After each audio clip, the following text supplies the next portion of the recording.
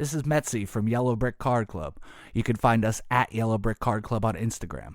There we have links to our free Discord, our video streams, and whatever else we got going on at the moment. You can find Pierce at Pierce Breaks on Instagram and YouTube, and at reddit.com/r/Pierce Breaks. Both of us run lively, free Discords.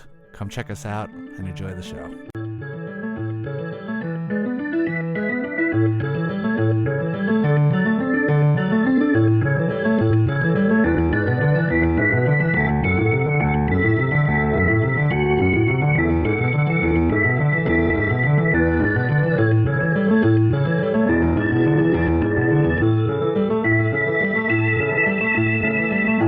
Welcome back to the Yellow Brick Card Show.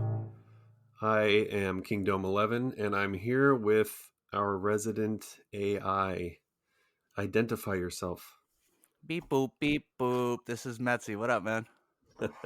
Not too much. How are you, live person? I'm doing excellent. I'm breathing oxygen, and I'm living on carbon and other things that life forms do. So this is your first appearance on in front of the mic. However, as listeners would know, you are behind the entire project, just not as seeable to the listeners. So I'm actually pretty stoked to be doing this with you. Yeah, it's way fun. Like I think of it as a little bit overdue, and also for people that like might not get an inside Discord joke. The people always, I don't know the people, but it's been a kind of a running gag that, I'm not appearing on any of the media. I'm just like a text bot in the Discord server, which I take as a compliment. I like to think that they're thinking I'm like a supercomputer that's turning out PYT prices at an amazing rate. So I take that as a compliment for sure. Yes, absolutely. For those who don't know, Metsy is the guy tracking claims, payments, bids, and then keeping the three of us on task as far as break scheduling and all of the different housekeeping items that happen. So while I have not seen him in person yet, I have seen him on video, and it's either a very cleverly created AI to look like human, or he is in fact a real person. And I'm going with the latter. So yeah, I live and breathe. I have a child. I saw the Christmas card. Yes, it appeared as though you had a wife and child who lived with you, not in Canada or anything. So that is true. That is incredibly true. So Metsy, speaking of break admin, can you talk about, like, one, you're clearly good at it, and it's something that keeps you going. So talk about that a little bit, maybe, if you would. And then also, both of us, I think we're going to talk just a little bit about how we got to where we are. For sure. I mean, thank you for that. I do spreadsheets for fun. Like I started doing like spreadsheets for video games for like, Madden rosters and things like that. I like the math puzzle of it a little bit. We're just like when we're doing auctions or things that are like complicated and people are like, oh, that sounds like such a hassle. Like for me, I could see myself like I started as a collector when I got back into it, going for the entire, I'm a Mets fan, going for the entire Mets run, 1962 to like, whenever it is. And the spreadsheet I created for that, I was putting weighting to like, years I was going to, I had tickets, like, the by game, like just fun little math puzzles. So like, I am a freak in that way, in that it truly is fun to me. Like it really is fun. Like, just tracking the stuff, like even, anybody that does breaks or does internet things that require money to change hands, like collecting is the least fun part of it, I think, for people that aren't like, taking it super serious and professionally and using QuickBooks or whatever it is. But even that part, like, figuring out where we are when we're all paid up, like when all the things happening, like all that stuff is super satisfying for me. It really is. And it's and we're going to get into a little bit of that whole origin story for the two of us, but you in particular, but I can vouch for what you just said. So I'm year. How long's it been now? I don't know exactly, but year and a half or something from my first break. And in the early days, some of them were just kind of me cobbling one together for fun, uh, pulling from various pockets of the internet to find people that would be interested. Um, and then relatively early on, you and I linked up, and the filling started off as sort of a joint endeavor, and sometimes it'd be me, sometimes it'd be you, and then of course at this the point we're at now, it is almost exclusively you, unless you're out of town or unavailable or something. But and that admin piece is just a It's bear. a bear. It's a bear. It's Yeah. a jinx. It is a bear. It's a double bear. It's a big bear. And Yeah. it's like if you don't, I've found it was a little rockier, I think, in the beginning in the spring when we started doing it, because I didn't have a view on how to do it efficiently. And the more Hmm. you do it, like we just passed our 100th break, like we've done 100 of these. So like after, if you do 100 of anything, it gets more efficient. It gets more, you know what you're doing. You can see pitfalls. You can see, errors that you might make. Like everybody makes errors. We're doing this manually. We don't have a system that does this for us. Hmm. But at least you can forecast that a little more noticeably and efficiently. And the I think, and we talk about this like internally a lot. Like we have real lives. This isn't our job. We all have jobs. We like to spend time with our families. So we're in the interest of making this robust and fun for everyone, but also, as a pie wedge of our lives, not not half the pie of our lives. Hmm. So it's in order to do that, I think you have to keep innovating and keep trying new things that will make things. I always say efficient because that's like an all encompassing terms to me. It's like a good spending of our time. Um, not doing things a long way when there's a short way that could be done. And so the secret too, I think with us at um, the Yellow Brick is that we're three guys. We can split that time up a little bit. If I was doing the admin stuff and also breaking and sorting and shipping, like it would be at this rate, like doing 4 or 5, three on the low side breaks a week. It wouldn't be possible. It Yeah. really it really is like the team, I think, makes it possible.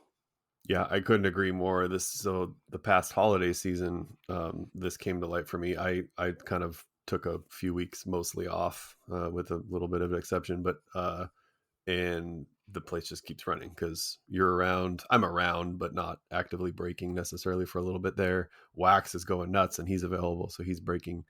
And the engine keeps on running, even if one or two of us are preoccupied. And I appreciate your perspective on this being a piece of the pie and not as even as much as half of it, because you have even reminded me where I'm like, okay, well, we're going to break this thing, but I won't be able to do it until 9 p.m. Pacific time, which isn't usually not ideal. So trying to cover time zones. And then sometimes that's just how it has to be because that's life, and I've got kids and other priorities, and you remind us of that sometimes, which is appreciated. Because even though I agree with everything you just said, I catch myself like, no, but I got to do this, I got to do X, Y, and Z, Right. and we got to get it done now. And it's like, no, we can chill just a minute, and we're blessed, I think, to have a great group of our regulars that are part of not only our breaks but everything we're doing. um, and most of them are super understanding of that. We're not big breaker that needs to cover overhead in the building and whatever. Right. Right. It's much simpler than that. So which is the beauty of it all, which is why I think we enjoy it so much. We've talked about it. Pierce and Wax and I have talked about similar things on previous podcasts. That is what makes it fun, because it is not some giant thing that is now interfering with our personal lives. So I appreciate that perspective, and I know Wax does too, as far as Yellow Brick goes. It's the only way to do it. Like once it starts becoming dread, like I have to do this. It's like ugh. yuck. Like there's so many like I have to do this parts of life. Like I don't want it's I want baseball cards and like how we're doing our little corner of the our tiny corner of the hobby world. I want it always to remain fun. Like I don't I understand the like I get it too. It's like, oh, the people might expect something to drop today, but you know, I have this other thing. Like I stop myself too. And it has to like work for us first and foremost.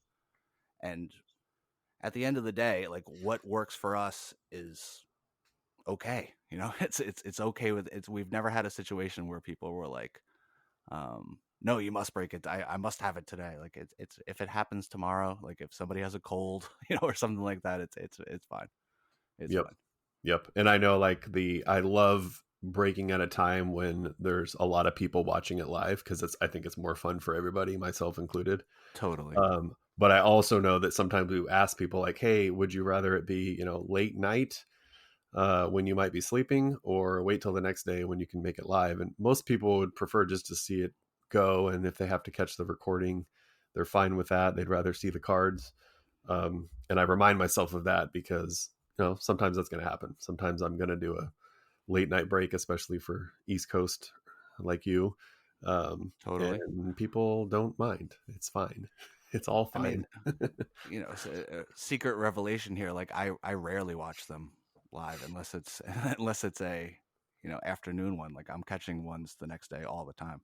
Yeah. Well, So and it's I'll like I'll make the same admission because I'm obviously running breaks myself, and then if I'm doing a break in a podcast in a given period of time, and Wax has got something else going on, I want to be there because we're all in this together. But a lot of times I have to catch the recording as well because that's the beauty of having three of us. So.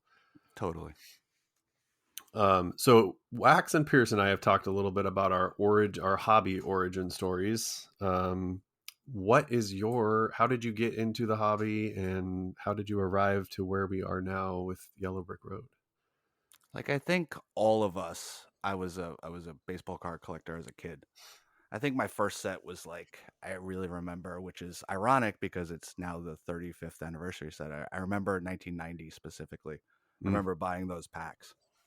I have an older brother, so I had you know some late 80s. I think like 85 and on were passed down to me.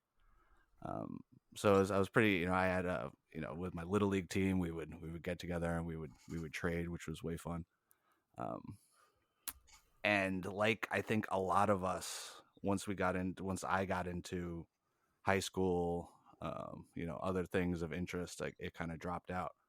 But I think in talking to people, you know, of our age, you know, in their late 30s, 40s, a lot of people jumped back in around, you know, the pandemic time. But I started getting back into it a little bit earlier in a non-community type way by like I always had this dream of having every Topps flagship Mets card ever made.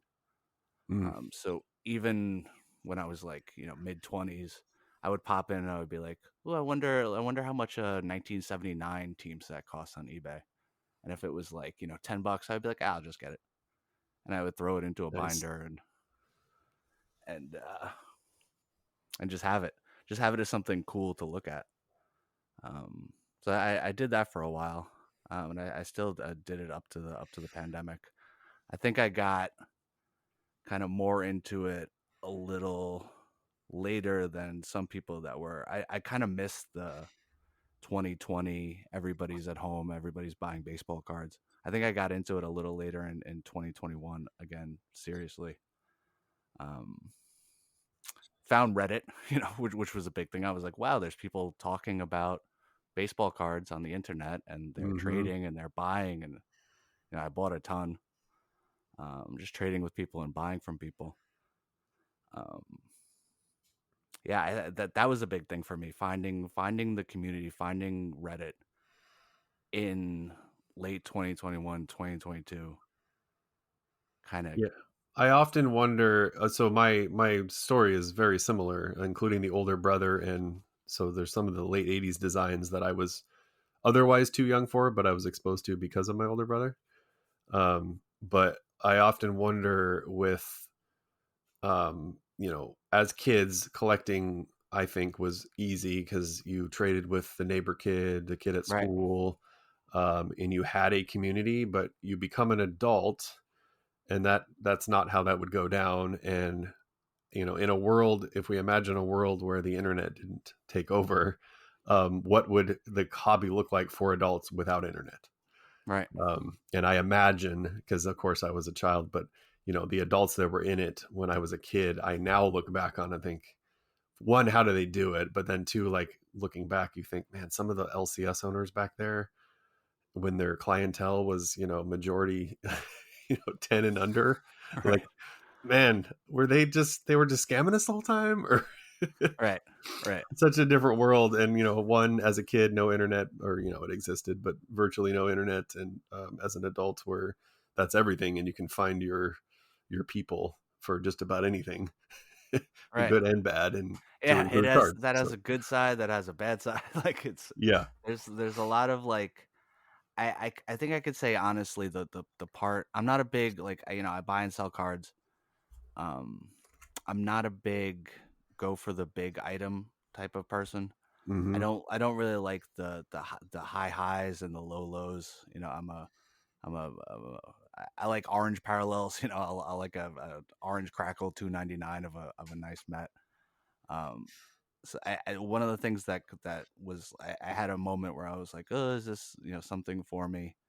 Was when people are posting super high price cards on Reddit and some of the early places I went to, and I was just like, I don't know a if I want to put that amount of monetary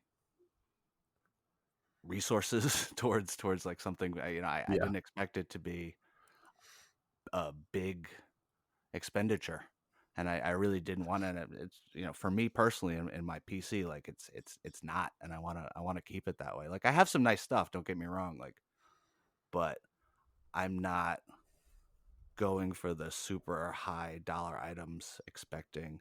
We all lived through the time too where you had that Derek Jeter draft pick card, and it was like put that aside for it. Like I still remember that time, so it's like Hmm. I know that the market for these things is variable, so it's like I don't want it. Like I care about my like Roth IRA. Like I don't want to care Yeah. about Yeah. baseball cards like that. You know what I mean? I do. And I think for I guess maybe it's advice, but like, if you're in the hobby to enjoy the cards, own some of them, trade some of them, admire some from a distance, and know that you won't acquire them. Um, I never get too worried about what Tops is doing with parallels, or Right. worrying too much about print runs and all that stuff. And like, it's I think about it, and I think, oh, how will that affect, how will that be downstream and next year? And but at the end of the day, like, I literally, and I'm cliche at this point, but I just collect what I like. I collect what I can afford, Yep. and Yep. I'm not too worried about the rest. And don't get me wrong, we're going to talk about Bowman here, I think, in a little bit. For me, I chase a lot of Bowman, both in breaks and singles, and I love it. And the plan is to flip some of them, For and the sure. plan is to keep, a lot of the Bowman I'm chasing is my PC team, the Mariners. So yeah, I certainly want them to go up in value, and I can flip some of them and keep the ones my favorites or whatever. But I'm not relying on that, because man, I don't think that's a great strategy. It's a fun part of the hobby, but it's not the main funding source, nor is it the main like source of happiness. So I think that's what initially drove me to breaks too. Is like the Met spots in 2022 not expensive. I open packs, like I buy retail. I buy the odd hobby box here and there. So I like opening packs. I like having other stuff, but mainly I'm a Mets collector. So it's like, how do I get my hands on Mets cards? I can buy team sets. I can buy singles off eBay. I can buy and trade on Reddit. But like, how do I consistently get my hands on new Mets cards? And I found breaks. I was like, I saw a post and I was like, what is that?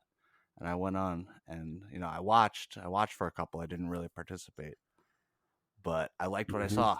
I like the chance that you might get something really cool, but at Yep. the end of the day, I'm gonna get the thing that I'm looking for anyway, which is lots of base cards and interesting insight. Like you and me, I think are similar in the way that we like a good insert. You Hmm. know, we we like an interesting design. Yes. I like a good It's insert, and then there's a few that I, right, loathe. right, But right.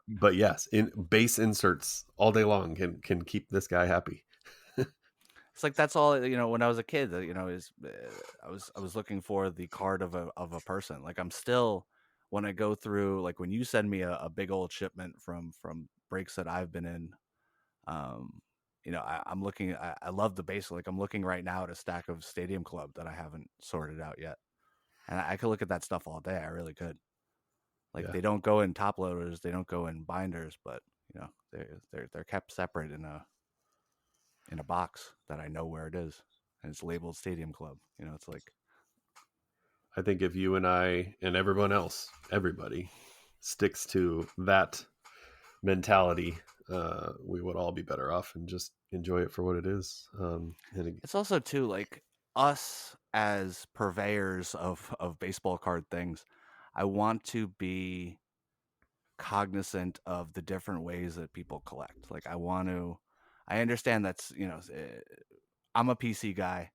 I think in large part you're a PC guy, but some people like collecting rookies. They like going for different teams. They like going for some people will chase a cut auto hmm uh, in Allen and Ginter or something. So it's like it's interesting to me because I listen to people, I talk to people, and I want to provide a space that has availability for that type of collector too, whether or not like I'm personally that person. I want to have a place that that person can excel and have a shot at the thing they're going for. Like the fact of the matter is it's rare to get things like that. So it's not often going to be successful, but it's possible. It's like that's possible. Absolutely. The balance is where it's at. And I think I've said it before on a podcast, but I chase now and then, a break hasn't, especially if it's one of ours, it hasn't filled and there's the Orioles are available with their loaded rookie class or whatever the case may be. Like I'll throw one out every once in a while. And I think it's fun. Yeah, I don't think Sure. there's a wrong way to hobby if you're, No. um, you know, breaks and, whether you're chasing for the PC or maybe your PC is all over the map, like it's all rookies, or there's unique ones out there that people have that are always fun to see. How they got to that player or that group of players or that type of card, and then that's what they're chasing. Like that's part of the fun. It's like so cool to hear the odd ones. So you and I share a affinity for Bowman, We sure do, my friend. and I think probably from the jump when you and I started chatting, Bowman was probably like one of the very first conversations we had. Um, Definitely. we've covered a little bit on previous pods about how Bowman works, but I think for purposes of this conversation, suffice to say, we're primarily talking about players that have not hit the big leagues yet. Um, Obviously, when they do, that becomes a little bit of a different case. But so these players are not going to be necessarily in the headlines, except for maybe the Mhm. top, 20 or whatever. But to me, the beauty of the game, and I'm fortunate that I live near a couple minor league parks, both affiliates of the Mariners. So I'm collecting their cards. I'm able to see them in many cases play a year, 2, 3, 4 years before they hit the bigs, if they hit the bigs, which is a part of the Right. Bowman journey. Um, and it's become, I mean, a huge part of my collecting journey, outside of Major League Mariners. So your Bowman love is, I think, just as much, if not greater, than mine. So any Bowman notes from you, or I know you're chasing Mets. That's your yeah, that is I your sure am. As always, I'm going for Mets. I'm going for Mets spots. I love, similar to you. I love the prospect side of it. I love that, in things like Bowman Chrome, where they might be a younger international prospect type person, and they're like 18. It's like nobody. They yep. they could be highly touted. They could be somebody that has good projectables, but you never know. It's a prospect situation. You never know, and it's like when I get a nice parallel of a younger person or really any prospect, it's just another excuse for me to track that person's career, Mm-hmm. which is super fun for me. I'll look, I'll look on the on milb.com and kind of follow how the games are going. It's just it's an excuse to have another person to follow. Like I'm not in my normal day if I didn't have baseball cards. Like I'm not looking at low A Port St. Lucie box scores very often. But I do find myself like my guy in 23 Bowman draft was Nolan McLean, and I got a lot of his stuff. I got a bunch of autographs. It was just a fun person. I just picked a person that I liked their profile, and I was like, I'm gonna try to get some good stuff. And I had a blast. Like I was thankfully because of MLB TV, like they have feeds for the lower leagues, so I got to actually watch a little bit. But it's just like it's picking up another. I'm invested in a way that I don't think I would be if not for Bowman. Well said. I feel you very, know, very similarly. For me, the Bowman and the prospecting season is pretty much a year-round endeavor, but I have had a particular amount of fun this winter as some just sort of drift away from the hobby during the off season. I have picked up a lot of Mariner lower end. have you? Yes. So I've discussed my my love for future Mariner Lazaro Montes. Indeed. He's getting expensive, so I am less able to chase what I really want of his just because of the price point. But I have picked up a few. Um, and lately it's been more Ty Pete, Mariner prospect, Michael Arroyo, Cole Young, and Harry Ford, who aren't too far off from their call up, might even be this coming season. So um, I've picked up, parallels I think are cool. A lot of times it's going to be a color match. For some of those guys, autos are affordable. Um, my most recent, I believe, and it's sitting right in front of me. We discussed it briefly on a podcast, but the green grass insert, which is to 99, I love it so much. I I love it. think it might be my favorite, just bar It's none. just it's just so aesthetically pleasing. It really is. I, Yes. And I for have a those, Nolan McLean. I have a Nolan McLean green grass yep.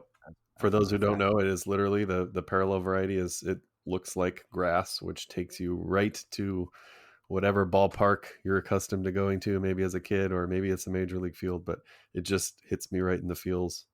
It's So perfect. that's been my latest journey is just trying to pick up green grass, and it's to 99. So for high end prospects, that price point starts to go up. But the Thai Pete one, for example, that I just picked up was under $10. So in fact, it Oh, wasn't that's even labeled amazing. a green grass. It was labeled, but it was labeled green to 99. So I think it was priced relatively to market, maybe a little under. But the seller didn't even have the right parallel listed actually. But Ha um, ha yeah, yeah, it's ha. probably pretty close to the Yeah. true green, I would imagine. But and then I have not done a ton of my own grading, but when it comes to Bowman, there are interesting finds out there. So I've actually picked up a number of slabs, not because I'm chasing slabs, but if the auction falls right and the price is right or whatever. So I kind of stumbled my way into a looking for base cards in a 10 or maybe a 9.5 with SGC Interesting. of my Mariner prospects because not because I think they're ever going to be worth a ton. There's, thousands and thousands of base cards out there, but Right. you can get them for less than the price it costs to grade, which just I can never quite get over how mind blowing that is. Right. So I picked up a Cole Young paper first, a card that there's a bunch of in a PSA 10 for like $8. It's amazing. And I'm like, that's going to be cool for me. That is a card I will keep. I don't need to flip it. It doesn't need to go up in value. Hopefully, it does, only because I want him to succeed. But um, it's a fun chase because even if you don't want to be spending hundreds or thousands, which you easily could in the Bowman line, you don't have to. So Right. I don't understand the person that submits that to PSA. I don't either. Where's the upside? Like, is there where's was it meant to stay in that person's PC and they changed it? I don't I don't understand the steps that like I could totally understand, you know, doing a like for you, for example, if you were to have try to get a PSA 10 in all, for example, Autumn Tales. I Mm, could that's yep. very on brand, and I understand it. You're not Yes. gonna you're not gonna necessarily make your money back on grading that, but it's a PC card. You love it. You got all the Cal Raleighs you can get your hands on, and you're getting them all graded. I can understand that part, but somebody that's making that Mariner Prospect card in a paper version for sale and grading it in the first place, I don't know why. And the key is in selling it long before the call up. Right, So right, even if because a Skeens or an LE paper first and a 10 is worth far more than the grading fees. for sure. But the example I gave, he hasn't even been called up, so like they didn't even wait for the window, the Right, potential window. So right. I don't understand it either, but they're out there, and I don't for the PC. I don't And need thank you. slabs at all. But Thank you to that man who did that yeah, and sold it, or yes, woman, or that person that did that. Thank you very much. You've done a service to yeah, yes, Joe's PC, and he that's really right. appreciated it. That's right. And for me, the slab is not even a necessity at all. For the PC, I'm happy with raw cards, but sometimes that's just what's out there. So I have I should have counted for purposes of this podcast, but I have a large stack of Montas firsts in I various love it. colors, um, and it's growing, but a little bit slower now that he's pretty expensive at this point. But who's Do you your think you? current favorite Mets prospect to chase? I am all over Jet Williams. I think that if he doesn't get traded, then the state and city and tri-state area is gonna love a player like that. He reminds me of like Punch and Judy type hitting David Eckstein with a 75 grade speed.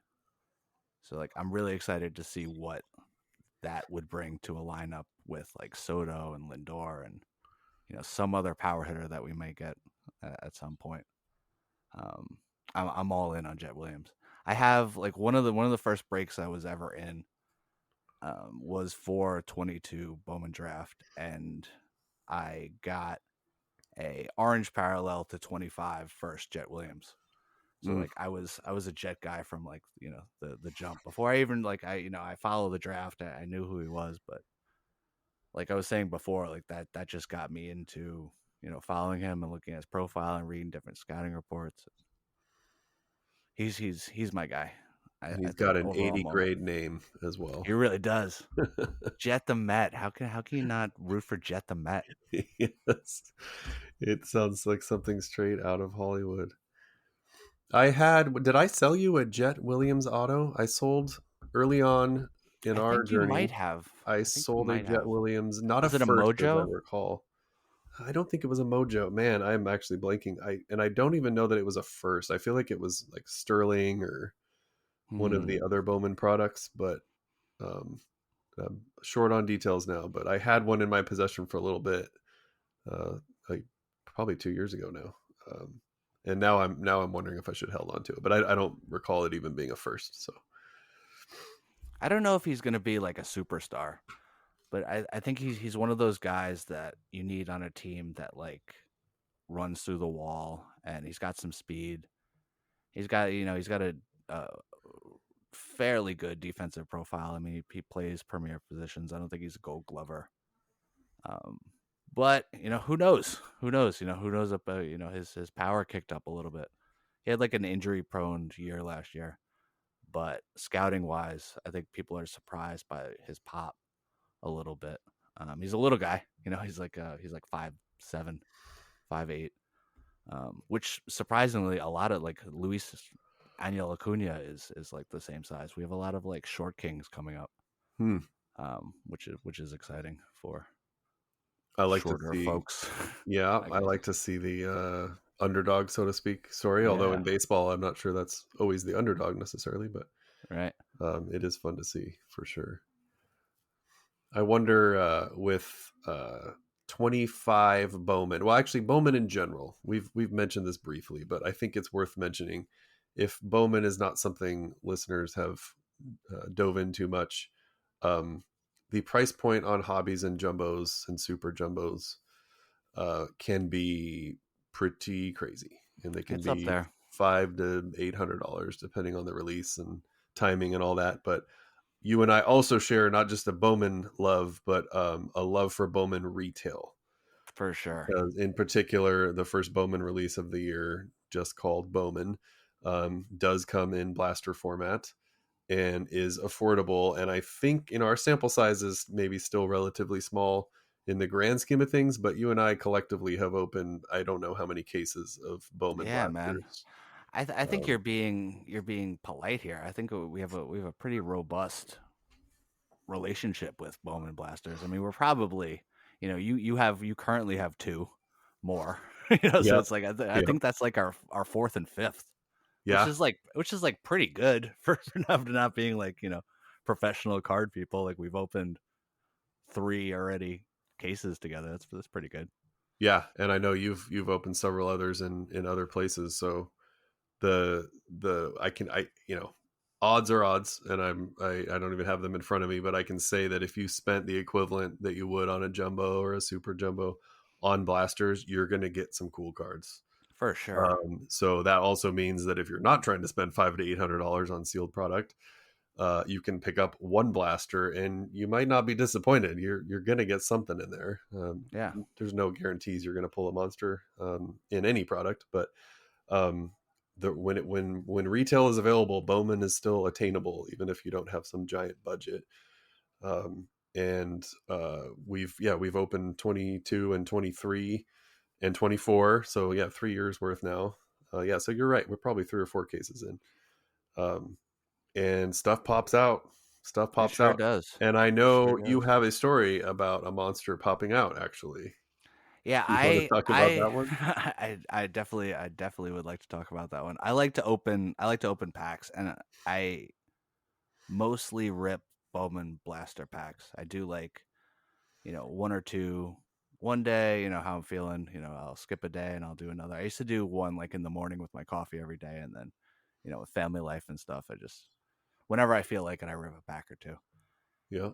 And I think I was working my way through a personal case, and about 30 blasters in towards the end, like I got a couple of cool things. Like I forget, there was a Spencer Jones auto in there, which was nice, base auto. A couple other nice parallels, and then lo and behold, it's always exciting with a Bowman blaster when you just see like the corner of that backwards card. You're like, Yeah. ooh, what do we have here? Yeah. What do we have here? And it was, what I ended up pulling was a green sparkle to 99 Junior Caminero first auto. And Hmm. it was right around the time where people were like, when is he coming up? He's the guy, he's mashing down there. So it was like perfect, like hype time to like get me super excited about a card. And that one just came out, and I was just like, wow, that makes the case. All right, there we are. We, Yeah. we we we got something nice out of it. I'm not a big grading guy either, but everybody I showed that card to was like, you got to get it graded. You got to, even just to protect it. Like, he's a prospect guy, but he's close. You never know what the thing is. And for Yeah. me, it was more about like protect. I mean, it's nice to know the value on a thing, and I think the only way you're gonna really know the value on a thing is to have a grade associated to it, no matter what company you choose to go to. Yep. I think that for a larger card, for at least, in my opinion, to know what you have in your hands, the only way to do that is to get it graded. So they were doing a group sub, with a couple of buddies, and I sent it in, and it magically gemmed. And I was like, Hmm. this is a double whammy. Like, not only do I get this card out of a blaster, but it gems. It magically gems. Like I didn't mess it up all the times that I took it out to like take a look at it. to gaze longingly at Right. Just to put it in different lights and put different outfits on it and take it to different take it to different parks to it. get some sun. It gemmed. Amazing. That's the jewel of my collection for sure. Definitely not my non-Mets collection. It's by far the nicest card that I have. Amazing. Yeah. Bowman. So for that Bowman release, blasters very attainable, 30. Sometimes they go up a little bit, but For I sure. haven't seen them skyrocket because of the format. Bowman Chrome gonna pay a little more, quite a bit more actually. Get a mini for I don't know 300 or something. Um, and Bowman Draft, which is the That's the higher big of the dog. three for sure. Yep. Draft class matters, so some are worse than others as far as price point goes. But um, the good news about Chrome and Draft, in my opinion, and I think yours, is you can still, especially if you're piecing a specific team, um, you can get into a break with plenty of Bowman product For at a much sure. lower price point than sinking, $700 into a box. So, Definitely. um, and obviously you can pick up singles, so which I have done my share of as well. So, um, don't be fooled by the Sterlings and the what else? What am I missing here? The other Bowman products that are not going to have those first cards in them. Um, not Your to say there's bests and anything wrong stuff. with them. What's that? Your Bowman bests and whatnot. Yes, although I don't know, Bowman Best is pretty sweet because you've got That's rookies true. and That's stuff in true. there. But That's an um, auto product. That's true. yeah, I take that back. and I That's actually just picked up. I think it was Sterling, I believe. It's a Montes near base. I think it's actually a parallel, but it's nothing crazy.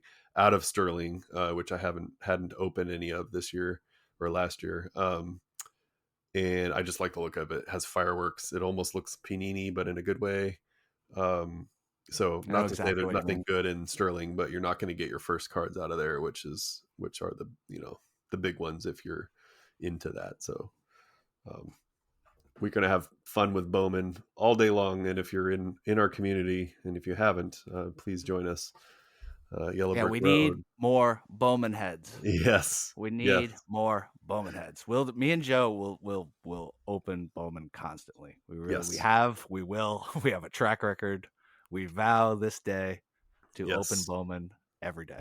Yes, as you said, at the time of this recording, we have two cases ready to go, but that will I remain cannot. true throughout. We're always going to have Bowman, intermixed with everything else. Sometimes in with other product, sometimes by itself, and certainly around release times of the three big releases. So, and Bowman's Best as well. So really, four pretty much guarantee we're going to be breaking that. So, I cannot wait to see what's in those cases.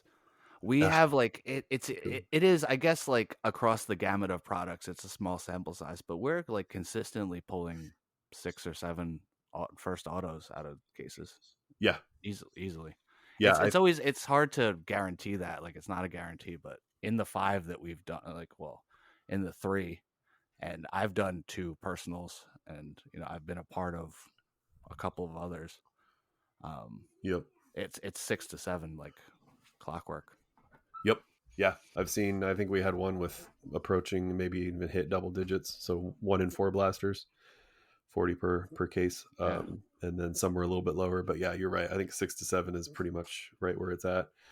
And And it's the way that cards. we So do it in like a 5x in a 5 or a 10, like it's nice. It's almost like I'll never say this, when I'm posting something, but I know that there's a pretty good shot that there's a first auto in there at least.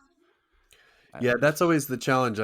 Getting back to the break and admin and stuff like, you open a hobby box of something, you have a guaranteed auto, multiple guaranteed autos, a relic, whatever that product from top says it's going to have, and you're either going to have it or you're not, and you're going to fill out the missing hit, and you're going to eventually get a hit.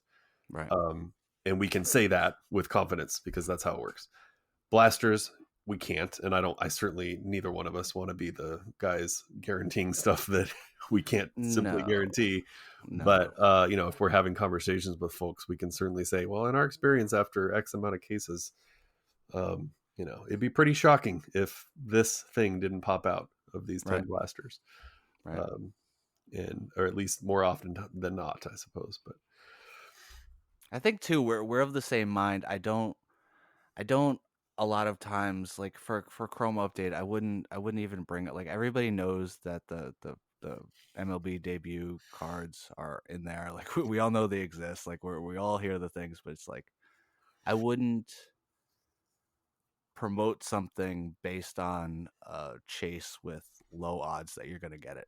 I Yeah. think it's okay to say like, in this box there's one guaranteed auto and there's two hits, one is guaranteed, or whatever it is.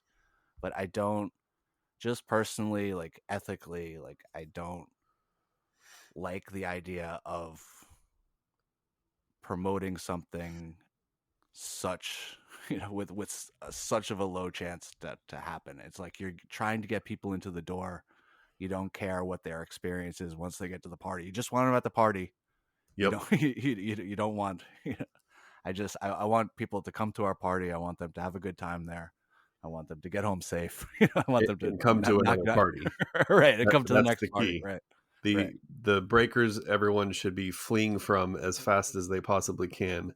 Don't necessarily care if you show up to one party, because they'll throw another one with a different crowd of people, and they'll Right. get jaded, and they'll throw another one and another one. Um, and yeah, if you're yeah, man, if you don't pick up the Orioles, you're not going to see that Jackson Holiday Right. debut patch. Right. When the Right. reality is, if you pick up the Orioles, you're probably not going to see the Jackson Holiday debut patch. Um, I so, would feel confident in saying you're not going to. yes. Like And it's don't get me wrong, YBRB will throw a party. Speaking of parties, a real party if we actually did pull that. oh But man. but yeah, expecting it is a fool's errand. So I will tell you like we are doing have did our 100th break, and it includes a jumbo of Chrome update in it.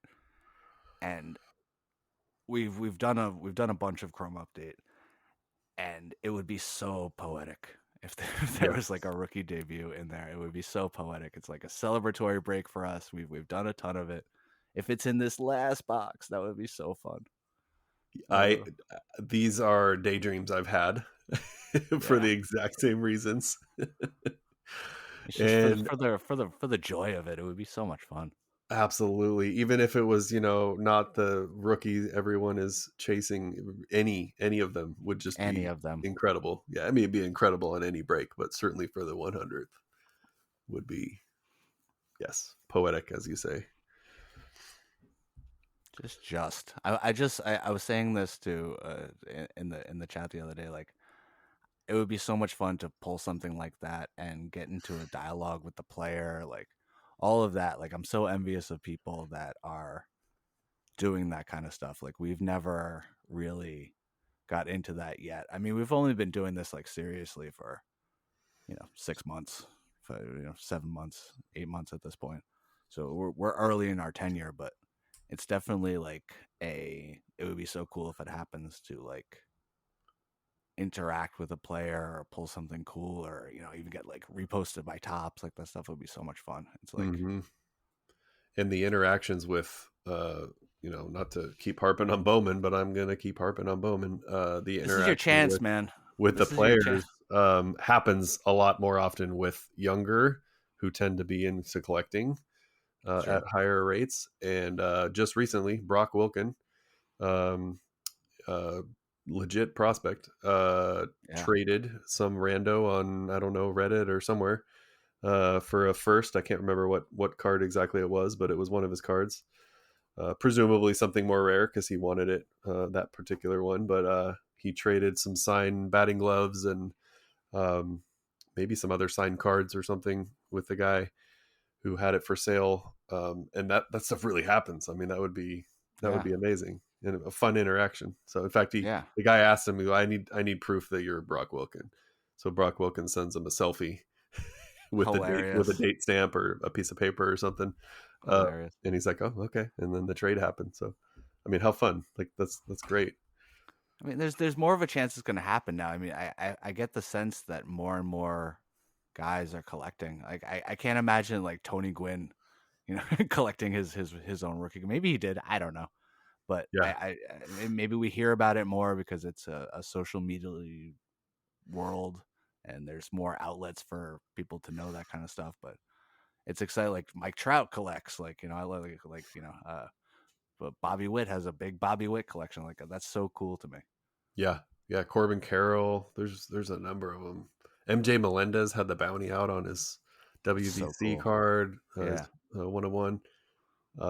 Yeah, super fun. I think Tops and Fanatics is probably encouraging some of that, but that yeah, I wouldn't doesn't be bother surprised. me. Maybe some No, of them are doing it because someone's like, hey, it'd be cool if you know gave a shout out to this collector or traded him or whatever. But if they stick around doing that and you hear these stories over and over of the same players, Mike Trout's a great example. Um, they're legitimately into it, and it makes it right. cooler somehow. It's like, oh, you're the world class athlete, and you think You're cards are into it. cool? Like Cards must you're really into it. be Right, cool. right, right. It's like it like gives it cachet. It's like, oh, okay. It's not like a nerdy endeavor to where it's like the actual guy wants the actual thing. It's Yes. like I forgot he was on somebody else rips packs. I think it was Josh Young from the Yes. I Rangers, think you're and right. he was on that with him, and just it was just like he was like, oh, this guy, like he was getting so excited about it. Like I love it. I really love it. If I was him, I would just have there would be a room in my house and it would just be filled with crates, and I would just open cards all day Yeah, looking for myself. I would gladly trade a low end, or excuse me, a low numbered high end card to a player who wanted it. One, it'd be great to get him his own card because that's just cool. Yeah, But if the trade, like I don't, it wouldn't even necessarily need to be anything monetary. If the trade is like I get to hang out on the field for 10 minutes and meet a few players, like you can't, especially if I got to take my young son, like that's worth more than anything. one So hundred percent, that would one be hundred percent. incredible. Yeah, So that's that part is cool to me for sure. yeah. So two things I was hoping to ask of both of us. I don't Mm, know if you had a chance to conjure up a answer to these questions, but several podcasts have done a like the remember a guy sort of thing, and I have a random one specifically tailored for you, my friend. do it, Um, okay, so I'm gonna remember today Butch Husky Butch Husky. of New Great York Mets baseball name. fame. Great Yes. baseball name. So younger Joe Ryan, uh, playing, which I don't even play much of, but the exception has always been baseball video games. So I was playing what would be the what would be the main release back Mm, in the late '90s during Butch Husky's reign on PlayStation. why am I blanking? Why am I? Uh, Was it it might MLB? just Was it it might just MVP be baseball? MLB. It may be. I can even see the cover in Yeah, my mind's yeah, eye, I could but see the box more than I could see the name for sure. yeah. So growing up in the Seattle area, I was, I would be generally playing other Seattle fans. So there was always I want to be the Mariners. No, I want to be the Mariners. So sometimes I would just give in and I'd be like, okay, well, I gotta grab somebody. So for whatever reason, I took a liking to the Mets. I think it was the color scheme or something. I have no direct connection with the team. I have more connections now through you, just because You're a we've got secret Mets hobby fan. buddies that are into something. What's You that? you're a secret Mets fan. Yeah, I feel like you have some Mets fandom in you. I I feel like it's true. I think it is true. Not fan might even be doing it a little, putting it over the top, but like there's teams you hate, there's teams you kind of have a secret liking for. That's fair. That's fair. Yeah, so they're definitely in that category. Well, so Butch Husky was on this version of MLB, um, and so this would have been, I'm guessing, 96, 7 ish. Um, and I'm looked up his stats for the purposes of this podcast to see how good or bad he was because I didn't really have a recollection. Although I remember going yard several times in Shea with Butch Husky, um, Amazing. and he was not necessarily a power hitter. I see he hit over No. 20 twice in his career, um, but Sneaky good hitter. yeah, his he had an OPS over 800 a couple 3 times in his career, something like that. Um, and he is sort of like that random person who I never met. I'm sure I saw him play, but I don't have a memory of it when interleague kicked up. And thanks to Butch Husky, I've always sort of had this like, oh, the Mets are all right. They're all right. They're not an evil empire. They're a They're not. plucky little team. They're not. They're They're the the farthest antidote. thing from an empire, right? They're an Yeah, anti-empire. the antidote to the evil empire across Ugh, town. it's so true. I love that Butch Husky pull. Like that's one of those dudes. Like I have a lot of distinct memories of Butch Husky in a lineup, or Yeah, even like Butch Husky cards. Like even just somebody that was just It's handy being in a town with two teams because you just find a Yankee fan buddy when you're a kid, and you're just like, all right, I'll give you my Yankees, you give me your Mets. So there was always a built-in trade opportunity. Dudes nice. like Butch Husky, Rico Bronya, Jeremy Burnetts from those teams.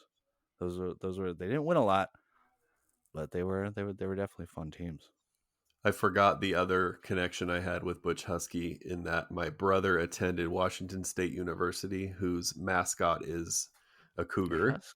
Oh, and the cougar's name is Butch Cougar. oh, Cross state rivals, University of Washington, are the Huskies. oh! I And see. I got just never ending joy out of the fact that it was a mashup of the rival schools, Butch Cougar versus Butch Husky, which I now recall is kind of why I was like, I like that guy. Right, I like that guy. He's the mix between two. I like that Yeah. guy. Yes. How about you? It's Do you have a guy?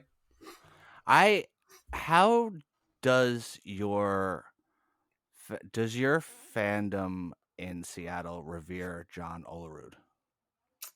Uh, well, regarded well. Hmm. Uh, I think for me, and I can't speak on behalf of all of Mariner Nation, if we even have a In nation. right in the Um, in the in the in the words that you've heard from other fans, yeah. does Oh, Olerud come well, up? so he was local before he even came here, so I think that definitely endeared him already because he's from Washington State. I think I know that. Yeah, and then he was on the 116 win team, which certainly doesn't hurt at all. So um, he, last I knew, actually still lived somewhere in this general area. So Oh, that's cool. regarded well, but honestly, I feel like kind of somehow underrated, even though he won batting titles with Toronto, I believe. Yep. Probably because he played with uh, superstars here Right. and overlap with those guys. He never quite rose to the top, even though he was like legit good. But yeah, I mean, regarded well. legit good. Yeah, Like he. That's my favorite infield ever for the Mets was Olerud, Alfonso at second, Ray Ordonez at short, and Robin Ventura at third. And when you look back at those teams, like people around here, when you're like somebody my age and you're watching, you're talking about, stuff that happened in like high school or whatever.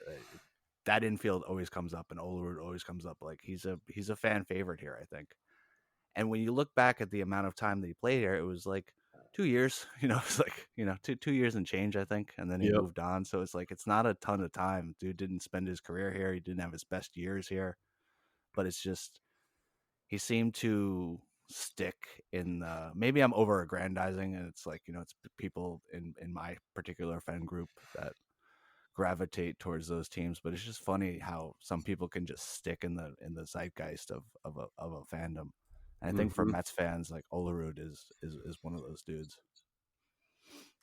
And I was just interesting. wondering if Yeah. the same thing happened, you know, there earlier on, because you can make an argument that he became more accomplished later in his career. Is that a fair thing to say? More like recognized as a as a as a as a standout player. Yeah, I almost feel not, but I've got the Seattle years, 5 of them, I want to say 4.5, in my brain, but I almost felt actually the opposite, where he came here, and maybe it's because it's Seattle, even though we won, had one good year with him, two playoff teams, I think, but I almost feel like he came here and then sort of like everyone remembered his Toronto years and the rest of his career was kind of forgotten. So, Interesting. um, but it's opinion and based on random fandom stuff. It's a very inexact Yeah, as soon as you brought interpretation that of how up, that goes. But it's the name that popped into my head. Like, it's an interesting thing. I mean, is that where like the famous Ricky Henderson story came from? I yes, think. Yes, we need to His tell the time. story. If I know it right, it was a spring training time early in the process of spring training, and Ricky is talking to Olerud, and he's like, you know what, man, I used to play with a guy that um, played first base with a batting helmet. And Olerud goes, yeah, that was me with Toronto. Hi, Ricky. We were on the same team for several years together. I love that story. That is my recollection of the story as well, and I think you're absolutely right about all the details. They overlapped in Toronto, and then they overlapped in Seattle for a brief time when Ricky was with us.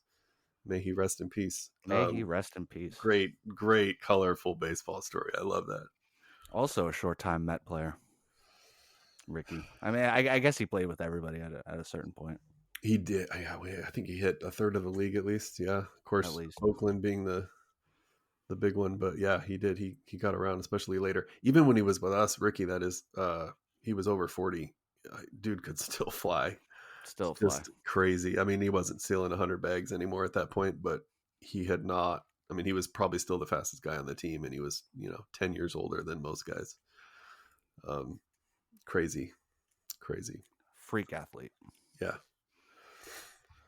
The other thing I thought might be fun, and then we'll probably wrap this up for the night. But I have I have one in particular in front of me, just random, somewhat baseball related tidbit. I have Mm, no actual segment name to make it more official than that. I love a But tidbit.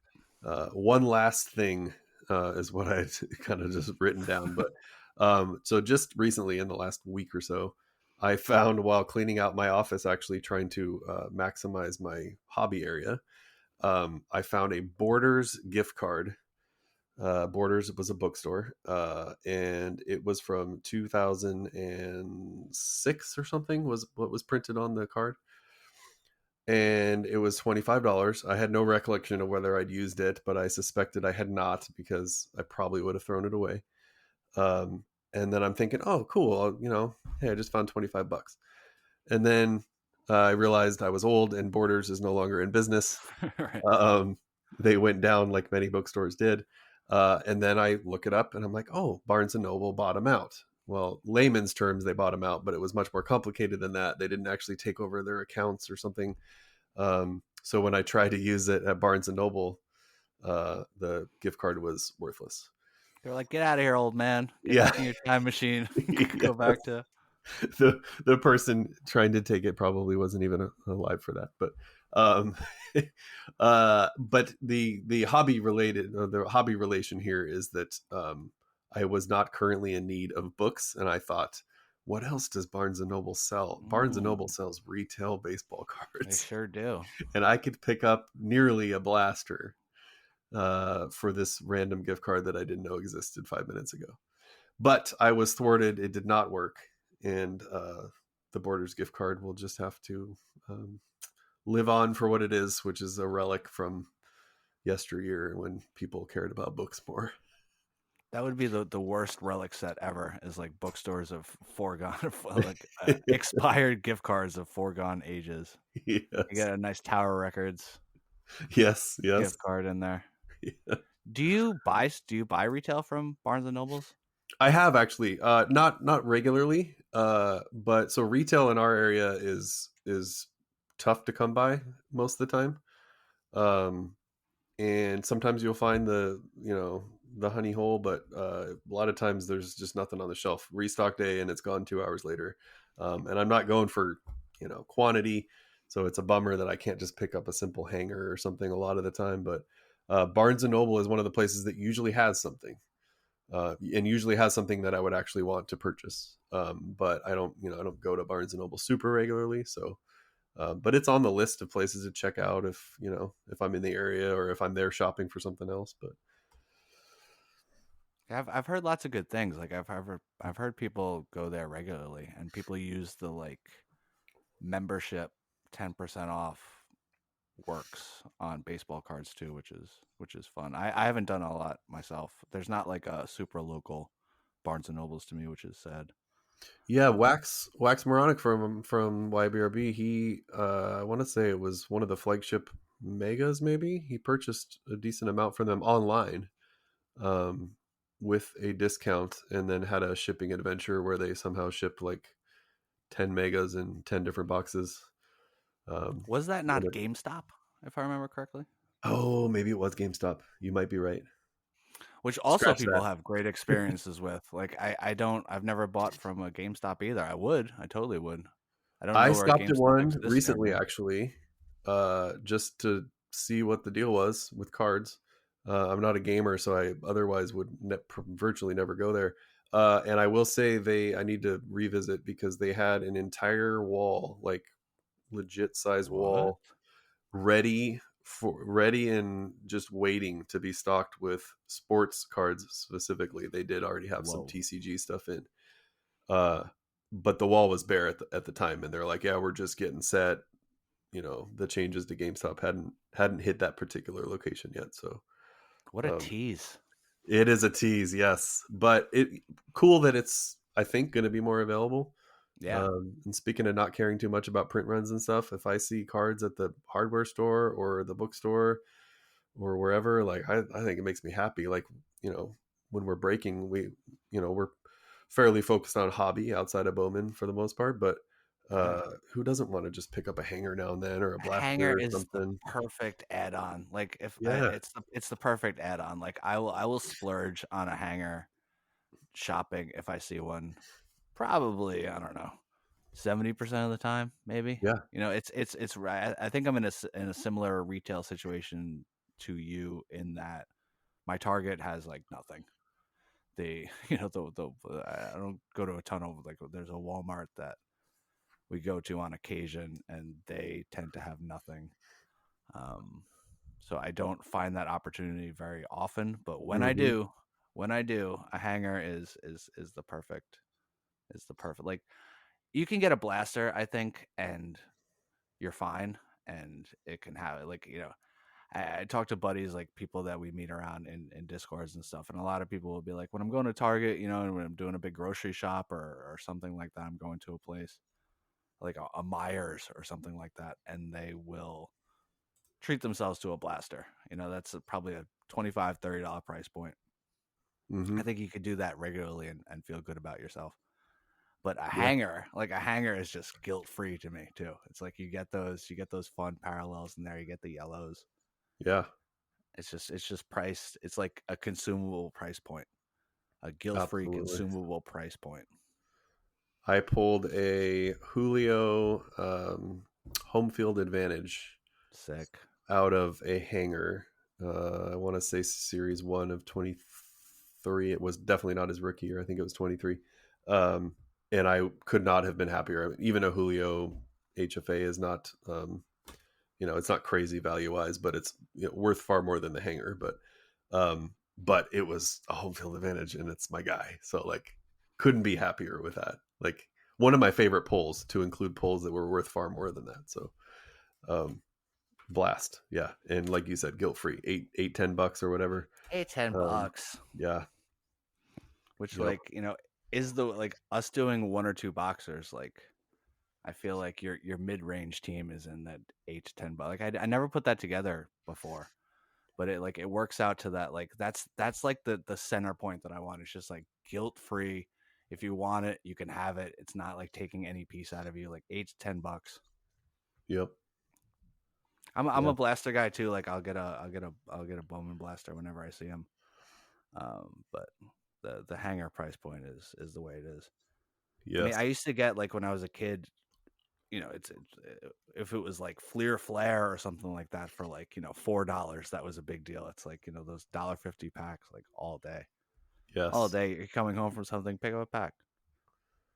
That Yes. that seems fun to me. I don't want it to be an expenditure in my life to where I'll feel any sort of guilt towards it. I mean, people's budgets differ, and what they use their expendable cash on differs, but for me, like in that like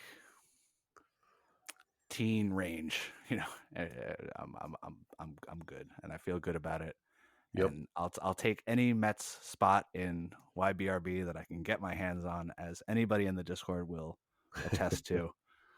They they tend to be like, we haven't had great rookies last year, so they tend to be around that like $8 to $10 range, and I will soak those up whenever I get my grubby little hands on them. Yep. Yep. I couldn't agree more. And how many fond memories I'm sure we both have, and many, many others, picking up a pack as a kid.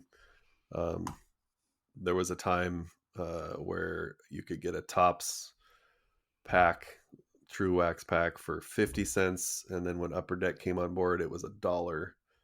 And as a kid, that was the difference between, maybe I had $1, but I could buy one pack or I could buy two packs.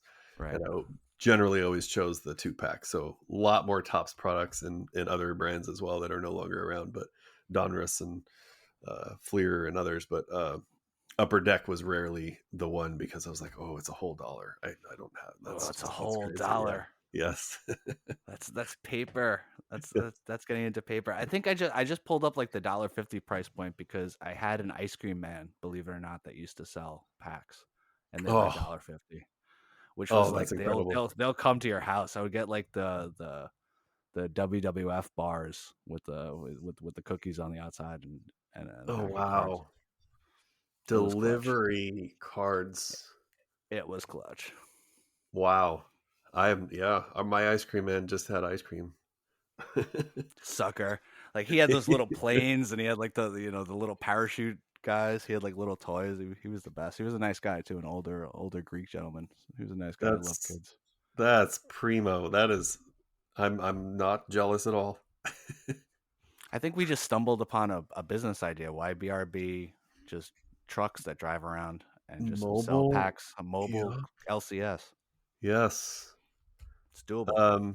So we're going to cut the podcast off because we have some business to discuss. I might edit that out. Forget that, trademark pending. YBRB.